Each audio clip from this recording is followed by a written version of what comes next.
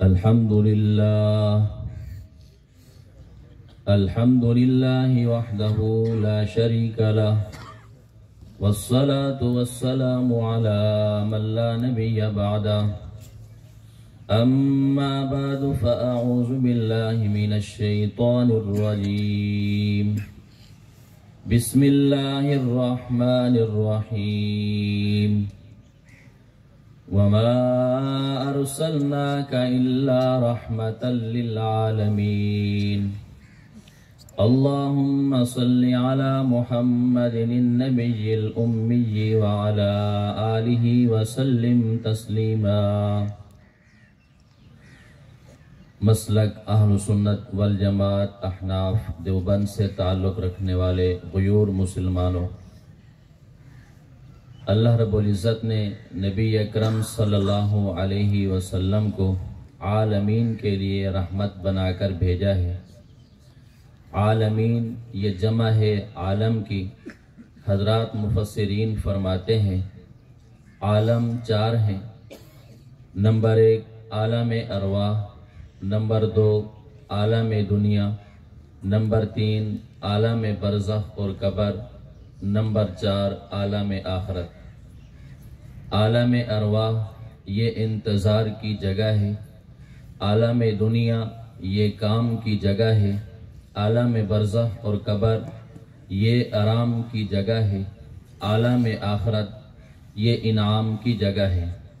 نبی پاک صلی اللہ علیہ وسلم کو اللہ رب العزت نے ان چاروں عالموں کے لیے رحمت بنا کر بھیجا ہے۔ عالم ارواح میں میرے نبی کی رحمت کیسے ہے؟ جب اللہ رب العزت نے عالم ارواح میں تمام روحوں کو جمع فرمایا تو اللہ رب العزت نے پوچھا الست بربکم، کیا میں تمہارا پروردگار نہیں ہوں؟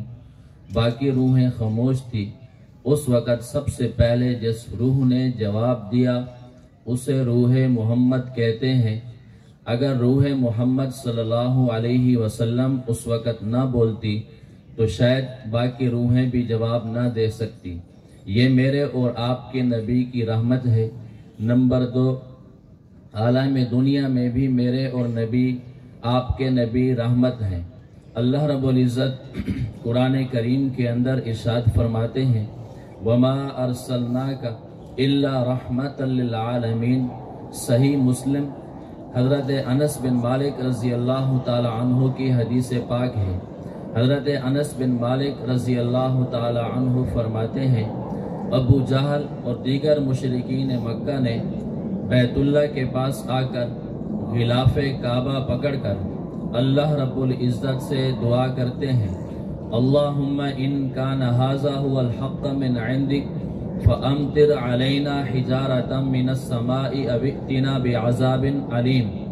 اللہ سے دعا مانگتے ہیں اللہ اگر یہ رسول صلی اللہ علیہ وسلم یہ قرآن آپ کی طرف سے برحق ہے تو پھر ہمارے اوپر آسمان سے عذاب کو نازل فرما دے، پھر ہمارے اوپر آسمان سے پتھروں کو برسا دے۔ حضرات مفسرین فرماتے ہیں مشرکین مکہ یہ بدبخت تھے، یہ منہ مانگا اللہ سے عذاب مانگ رہے تھے۔ یہ منہ مانگا عذاب مانگنے کی وجہ سے عذاب کے مستحق ہو چکے تھے، لیکن اللہ نے ان کے اوپر آسمان سے عذاب کو نازل نہیں فرمایا، ان پر پتھروں کی بارش نہیں ہوئی۔ وجہ کیا ہے؟ اللہ رب العزت فرماتے ہیں وَمَا كَانَ اللَّهُ لِيُعَذِّبَهُمْ وَأَنْتَ فِيهِمْ۔ میرے محبوب یہ منہ مانگا عذاب مانگ رہے تھے، یہ عذاب کے مستحق ہو چکے تھے، لیکن میں اللہ نے ان کے اوپر آسمان سے عذاب کو نازل نہیں فرمایا۔ وجہ کیا ہے؟ وَأَنْتَ فِيهِمْ، میرے پیغمبر آپ ان کے اندر موجود ہیں۔ میرے دوستو پیغمبر صلی اللہ علیہ وسلم مکہ کے اندر موجود ہیں، پھر سن 11 نبوی میں آپ صلی اللہ علیہ وسلم فرش سے عرش پر گئے ہیں، اللہ رب العزت کا جا کر دیدار بھی کیا ہے، آپ کو معراج بھی کروائی گئی ہے، لیکن اب تو آپ مکہ سے بھی باہر چلے گئے ہیں، اب آپ مشرکین کے اوپر عذاب آ جانا چاہیے تھا، لیکن اللہ فرماتے ہیں وَأَنْتَ فِيهِمْ، میرے محبوب آپ ان کے اندر اب بھی موجود ہیں، اس وجہ سے ان کے اوپر عذاب نہیں آ رہا۔ اللہ رب العزت کے پیغمبر صلی اللہ علیہ وسلم یوں ساتوں آسمانوں کی سیر کرتے ہیں۔ پہلے آسمان پر حضرت آدم علیہ السلام سے ملاقات ہوتی ہے، دوسرے آسمان پر حضرت عیسیٰ اور یحییٰ علیہ السلام سے ملاقات ہوئی ہے، تیسرے آسمان پر حضرت یوسف سے ملاقات ہوئی ہے، چوتھے آسمان پر حضرت ادریس سے ملاقات ہوئی ہے، پانچویں آسمان پر حضرت ہارون سے ملاقات ہوئی، چھٹے آسمان پر حضرت موسیٰ علیہ السلام سے ملاقات ہوئی ہے، ساتویں آسمان پر حضرت ابراہیم سے ملاقات ہوئی ہے۔ پھر اس کے بعد اللہ کے نبی آگے چلے ہیں، سدرۃ المنتہا کا ایک مقام آتا ہے، یہ وہ مقام ہے جسے جنکشن کہا جاتا ہے۔ اللہ کی طرف سے جو احکامات آتے ہیں یہاں پر رک جاتے ہیں، پھر یہاں سے نیچے زمین پر آتے ہیں، امت جو اعمال کرتی ہے یہ اعمال یہاں سے اوپر جاتے ہیں، سدرۃ المنتہا پر جا کر رک جاتے ہیں، یہاں سے پھر اوپر جاتے ہیں۔ اللہ کے نبی یہاں سے بھی اوپر گئے ہیں، اللہ رب العزت کے پاس گئے ہیں، آپ صلی اللہ علیہ وسلم مکان سے لا مکان تک گئے ہیں۔ اللہ رب العزت کے پاس جب گئے ہیں، اللہ نے پوچھا میرے محبوب میرے لیے کیا لائے ہو؟ آپ صلی اللہ علیہ وسلم نے 3 عبادات پیش کی ہیں، اللہ نے ان 3 عبادات کے بدلے میں 3 انعام دیے ہیں۔ پہلی عبادت اللہ کے نبی فرماتے ہیں التحیات للہ، میری زبانی عبادتیں اللہ آپ کے لیے ہیں، والصلوات، میری بدنی عبادتیں بھی آپ کے لیے ہیں، والطیبات، میری مالی عبادتیں بھی آپ کے لیے ہیں۔ اللہ رب العزت نے 3 انعام دیے ہیں۔ پہلا فرمایا السلام علیکہ ایھا النبی، اے میرے پیغمبر اگر آپ کی زبانی عبادتیں میرے لیے ہیں تو پھر میرا زبانی سلام آپ کے لیے ہے۔ اللہ نے دوسرا جو انعام دیا فرمایا میرے محبوب اگر آپ کی بدنی عبادت میرے لیے ہے ورحمت اللہ، پھر میری رحمت تیرے لیے ہے۔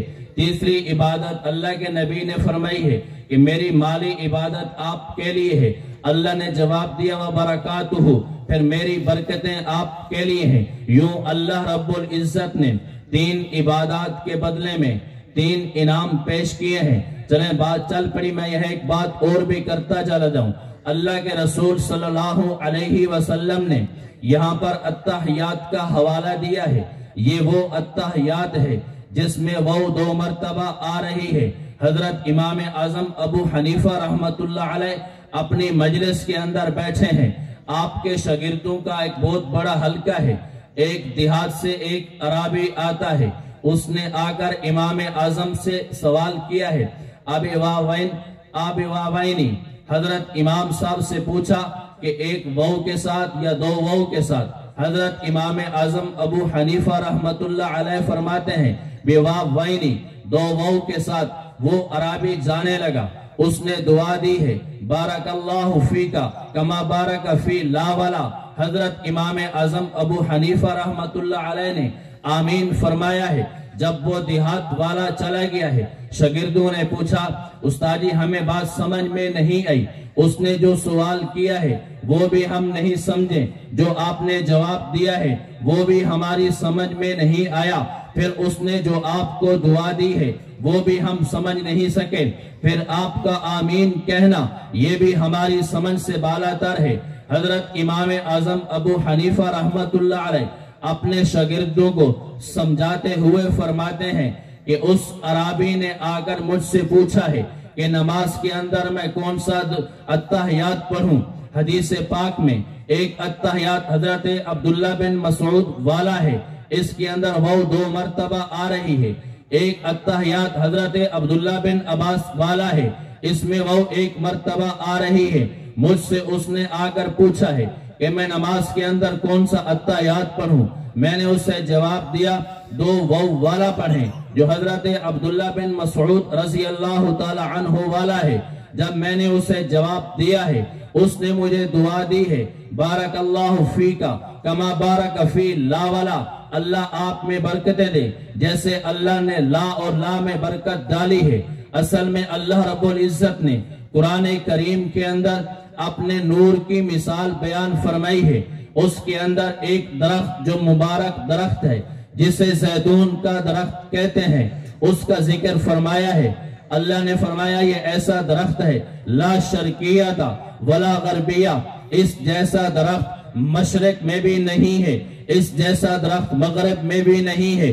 اس عرابی نے مجھے اسی کی دعا دی ہے، اس میں لا دو مرتبہ آ رہا ہے۔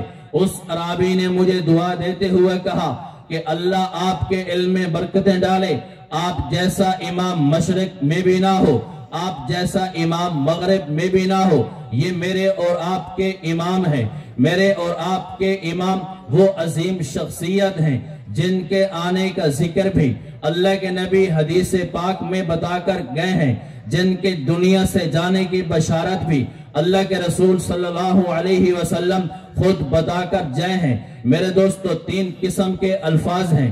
نمبر 1، ایک لفظ علم ہے، ایک لفظ دین ہے، ایک لفظ ایمان ہے۔ یہ 3 قسم کی حدیثیں ہیں۔ لو کان الایمان عند سریا لنالہ رجال او رجل من ہؤلاء، اللہ کے نبی صلی اللہ علیہ وسلم حضرت سلیمان فارسی کے کندھے پر ہاتھ رکھ کر فرماتے ہیں اگر ایمان، علم یا دین سریا ستارے تک بھی چلا جائے، آپ کی نسل میں سے ایک شخص آئے گا جو وہاں سے بھی جا کر اس ایمان کو حاصل کر کے لائے گا۔ حضرات مفسرین فرماتے ہیں اس حدیث کا مصداق حضرت امام اعظم ابو حنیفہ رحمت اللہ علیہ ہیں۔ میرے دوستو، آپ کے اور میرے امام وہ ہیں جن کی دنیا سے جانے کی بشارت بھی آپ صلی اللہ علیہ وسلم حدیث پاک کے اندر جا کر گئے ہیں۔